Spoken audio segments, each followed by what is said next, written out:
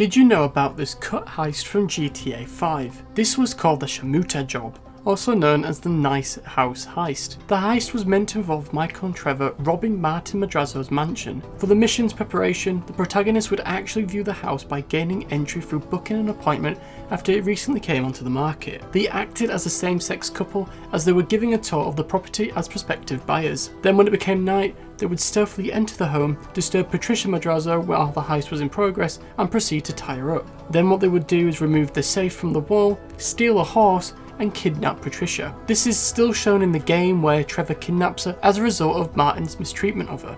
Did you know that horses were meant to be part of Grand Theft Auto 5? Unbelievably so, horses were actually intended to be able to be ridden by the player, similar to how horses work in Red Dead Redemption. It was actually meant to be used in a cut heist, and there was actual files confirming its existence through all three protagonists having dialogue whenever they would collide with a horse with a vehicle. However, the horse wasn't completely cut out of the game, as you are still able to see it in an episode of Fame or Shame. Did you know this house bleeds in GTA 5? If you go to this location shown on the screen and head to this window, then for whatever reason, if you begin shooting at it, you'll notice that it proceeds to bleed. What's funnier is that all the other windows, doors and walls of the property don't replicate this reaction from being shot at. I honestly don't know why this happens, but it is hilarious to see this window just repeatedly bleed upon shooting at it. I'm going to assume that this is accidental, because while I know Rockstar likes to add little details into their games, I can't really imagine a bleeding window being one of them. Did you know that you could have been in Grand Theft Auto 5? As part of Grand Theft Auto 5's marketing, there was an actual chance that your facial likelihood could have been in the game, because starting from the 29th of April until the 27th of May in 2013, anyone could have applied to be the cast as one of the 5 Epsilon characters in the game. Shortly before its release on September 5th, Rockstar Games launched the now defunct Cult Stoppers website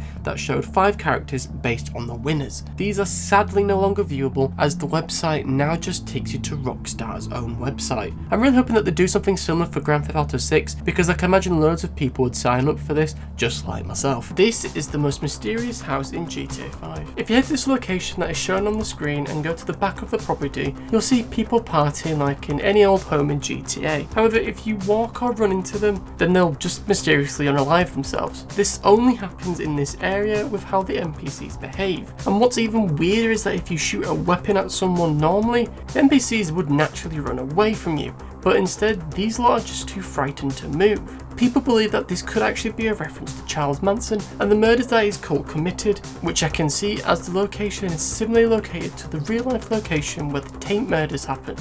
Can cars run out of fuel in Grand Theft Auto 5? To save you the trouble, they absolutely can, but only if you do this specific thing, and that's if you shoot at the fuel tank. By doing this, you'll notice that a line of fuel will follow suit, and if you go into the first person mode and look at your fuel indicator, then you'll notice that it will slowly but surely go empty.